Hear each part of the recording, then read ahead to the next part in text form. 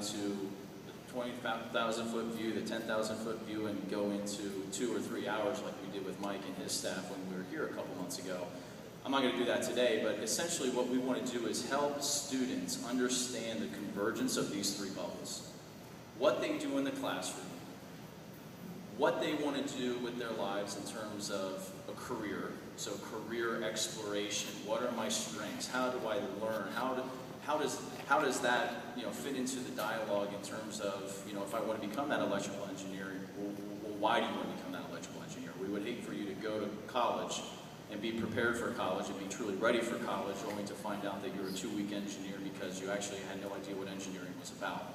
I joke all the time that I'm actually a 2-week engineer. I went to Clemson University, studied hard, got into Clemson University undergrad, thought I wanted to be an engineer, then about a week into it was like, uh-oh. I just wanted to be an engineer because I was good at math, and I had no idea really why, so I transferred to business. My parents, of course, the whole time were saying, we knew that you weren't going to be an engineer. We knew that you needed the stage, and here I am several years later. So the guiding principle behind all of this is how we can help students connect learning and life. That's really the theme that we want to talk about. So when we are working with Dr. Edwards, when we're working with Mike and his staff, guidance counselors, and even teachers to a certain extent, what happens in the classroom, what happens outside the classroom, if you have a plan, matters, and it actually makes a difference in terms of the engagement of that student. So what we want to do is we want to provide a really rich experience for students, for parents, for teachers, counselors, and administrators to have the conversation around the question why, and understand and give them great access to content that motivates them so that if they can answer the question why, then they're going to get a level of engagement in the classroom. We've seen the level of engagement that the students here in Mooresville have. I would argue that that's probably unprecedented in many other schools and districts around the country, because it's tough if you're a student and you don't necessarily know why you're coming to algebra. How much level of engagement are you going to get out of them if they don't necessarily know the importance of why they're there? So I want to share a quick video of something that comes out of our solution. That is our career exploration portal called Road Trip Nation. Anybody heard of Road Trip Nation? No? Okay. Road Trip Nation is exactly that. It is a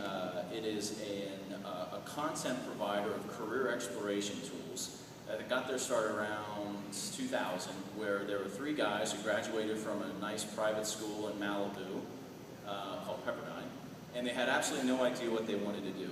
Incredibly sharp guys, no idea what they wanted to do after college, but here they are with college degrees and racking up debt, and they didn't know what they wanted to do. So they had the bright idea of taking one of the father's RVs, painting it bright green, cold calling all industry leaders from all walks of life throughout the country over the course of 3 months, and essentially sitting down with them and asking them one question. What advice would you give students nowadays as a result of your experience of being Howard Schultz, the CEO of Starbucks? That was one of their first interviews. Sandra Day O'Connor, what advice would you give students nowadays based off of what you've done in your career and how that's kind of had guiding principles for you? And what they've done over the course of the last 10 years, and I would actually implore you to go and look at roadtripnation.com. They've built this big PBS mini-series around the idea of students trying to find their own path in life.